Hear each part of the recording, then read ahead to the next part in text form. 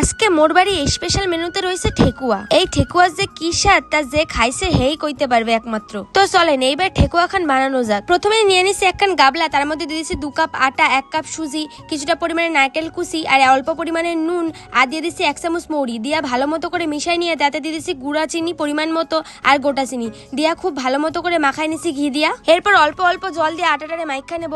জল কিন্তু খুব বেশি দেওয়া যাবে না, অল্প অল্প জল দিয়ে আটাটারে শক্ত করে মাইখা নিতে হইব। ঠেকুয়ার আটা কিন্তু শক্ত করে মাখান লাগে, বেশি নরম করে মাখাইলে কিন্তু সেটা ভালো হয় না। আমার আটাটারে দেখে তো বুঝতেই পারতেছো যে কিরকম শক্ত হয়েছে। এরপর অল্প পরিমাণে আটা নিয়ে হাতের তালুর সাহায্যে গোল গোল করে নিয়ে একটা টুথপিকের সাহায্যে ডিজাইন দিয়ে দিয়েছি, যেহেতু মধ্যে ঠেকুয়ার সাজ নাই। এই পদ্ধতিতেই কিন্তু মই ঠেকুয়ার প্রত্যেকটা ডিজাইন তুলছি। মগো বাড়িতে যেহেতু ছট পুজো হয় না, তাই মগো বাড়িতে ঠেকুয়া বানানোর নিয়মটাও নাই। তবে এই ঠেকুয়া কিন্তু বরাবর মোর খুব পছন্দের একখান প্রসাদ, তাই মগো বাড়িতেও আজকে বানানো হয়েছে এই ঠেকুয়া। এক এক করে কিন্তু সব ঠেকুয়াগুলো মোর রেডি হয়ে গেছে। এবার শুধু গরম তেলের মধ্যে ফ্রাই করলেই হয়ে যায়। এরপর একখান বসাই দিছি কড়াইতে দিয়ে দিছি সাদা তেল পরিমাণ মতো। যেহেতু ঠেকুয়াগুলো ডুবো তেলে ভাজা লাগবো, এর লেগে তেলের পরিমাণটা একটু বেশি করে দিছি। দিয়ে এক এক করে সব ঠেকুয়াগুলো ওই তেলের মধ্যে ছাইড়া দিছি। হালকা আছে এপাশ ওপাশ করে নিয়ে লাল লাল করে খুব ভালো করে ভাজা নিছি ঠেকুয়াগুলারে।